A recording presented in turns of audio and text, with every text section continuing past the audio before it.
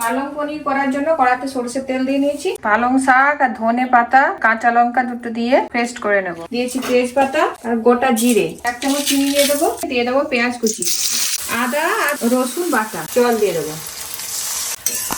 এর মধ্যে এই টমেটো গুলো দিয়ে দেবো, দিয়ে একটু ঢাকা চাপা দিয়ে সেদ্ধ করে নেবো। টমেটোর খোসা এগুলো একটু বার করে নেবো। মশলার সঙ্গে ভালো করে মেখে নেবো। দিয়ে দেবো লবণ, লঙ্কা গুঁড়ো, হলুদ গুঁড়ো আর রোস্ট করে রাখা ধনে।